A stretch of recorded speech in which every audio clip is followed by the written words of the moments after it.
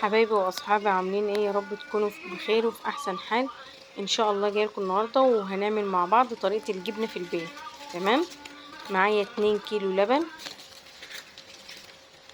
هصفيهم في حله، ومعايا معلقه اجزه كبيره، اجزه او منفعه، ما اعرفش انتوا بتقولوها ايه، بس انا اعرف ان هي اجزه، في ناس بتقول عليها منفعه. ومعايا حله هنا هصفي فيها اللبن. طبعا الجبنه في البيت احسن وانضف حاجه، والطريقة دي جميلة. الطريقة ديتي انا كنت الاول بعمل الطريقة في الشاشة والمصفى، وليا واحدة جارتي الله يبارك لها، يا رب يبارك لها في اولادها، هي اللي قالت لي على الطريقة دي جميلة جدا. هنا بنفضي اللبن اهوتي، بنصفيه في حلة وهنرفعه على النار. مجرد لما يدفى كده، يدفى حاجات بسيطة عشان احنا في الحر، هنزل عليه بمعلقة الاجزة، مش هحط ملح دلوقتي. هنا فضيناها، جميلة احسن، يعني الجبنة ما تتعمل في البيت احسن. انا طول عمري بعمل جبنة في البيت، من زمان وانا بعملها في البيت، ما بشتريهاش من بره. بعمل ان هي جبنة عدبة، وبعمل لولادي بزود لهم الملح فيها. هنا رفعناها على النار اهوتي.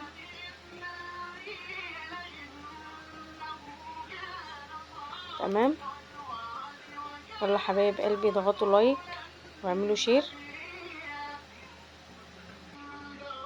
واللي ما اشتركش في القناة يشترك.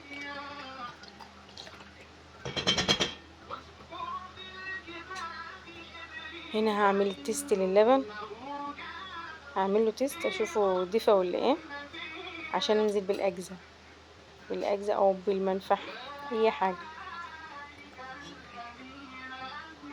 هنا تمام، هنزل اهو كده تمام، واقلب تقليبه كده واطفي النار عليه واغطيه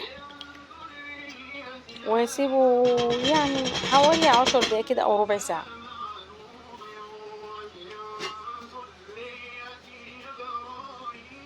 هنا كده تمام، هنغطيه بقى.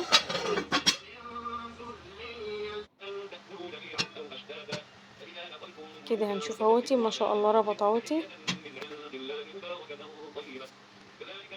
هقطعه بقى بالمقلعه كده، او بقى السكينه، او باي حاجه، علشان يحاول ينزل الميه، ينزل الميه منه. هسيبه شويه برضو، هسيبه كمان 5 دقايق كده او 10 دقايق. وبهنا بقى هنجهز بقى اللي انا هوريلكوا دول، اللي انا بحط فيه الجبنه. دول بواطي، دول بيتجابوا من عند بتوع الخوص او حاجه زي كده. الناس دول بتوع الخوص، بتوع الجريد، حاجه زي كده، اللي هم بيعملوا الحاجات دي موجوده عندهم.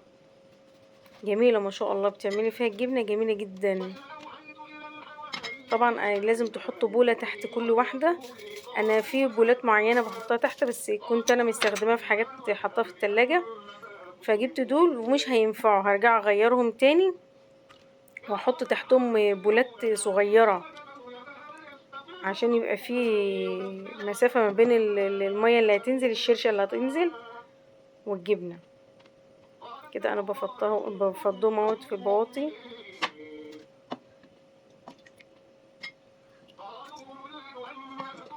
جربي تعملي الجبنه في البيت ومش هتقدري تستغنى عنها ابدا.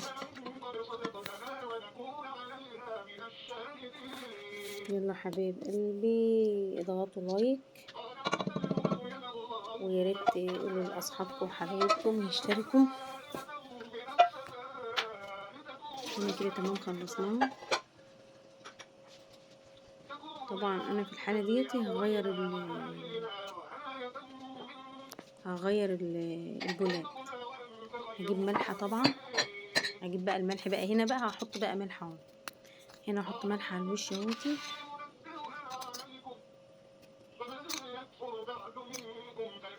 وبعد كده هجيب بالمقلع كده واقوم ايه افتحها كده، بحيث ان الملح ينزل فيها من جوه.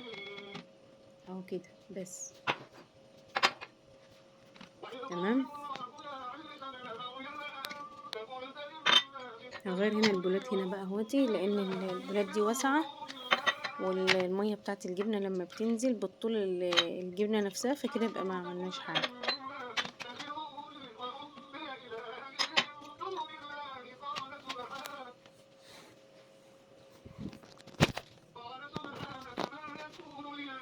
كده تمام بقى. هنسيبها على جنب،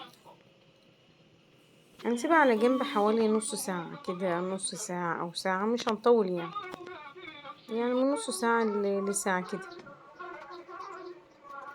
تمام. هنا اهوتي جمدت شوية، هفضي طبعا المية بتاعتها عشان لو نزل التاني، ان انا في الحالة دي هقلبها بقى. طبعا انا بحاول اتنيها كده عشان افرغها، عشان اعرف اقلبها، ما لازم اقلبها على الجنب التاني. هنا بسم الله ما شاء الله، اللهم بارك، جميلة ازاي. جربوا تعملي الجبنة في البيت وهتدعولي. بالطريقة دي سهلة، مفيش فيها اي حاجة خالص، سهلة جدا.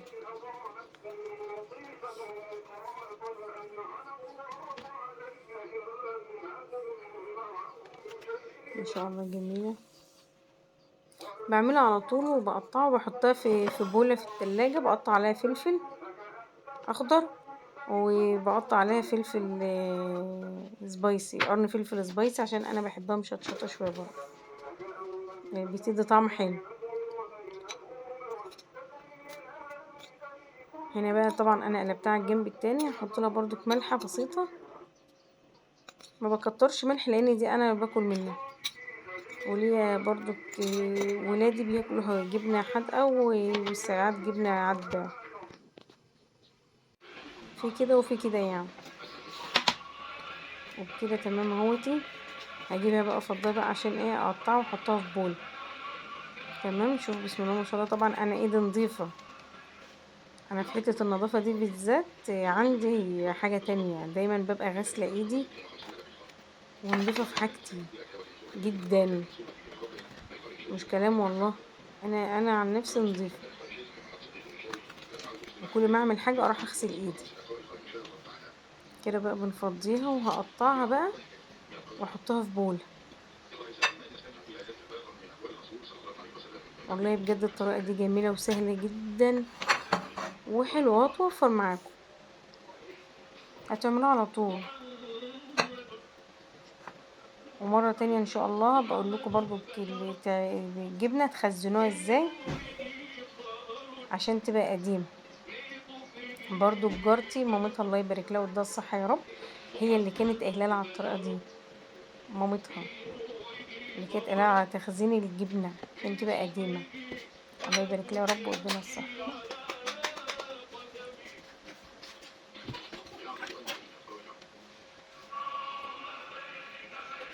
هنا الفلفل اهوتي، فلفل اخضر وفلفل قرن فلفل سبايسي.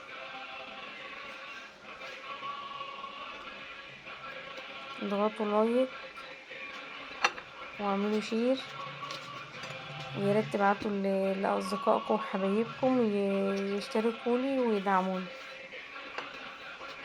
وحطوا لايك عشان يوصلكوا كل جديد.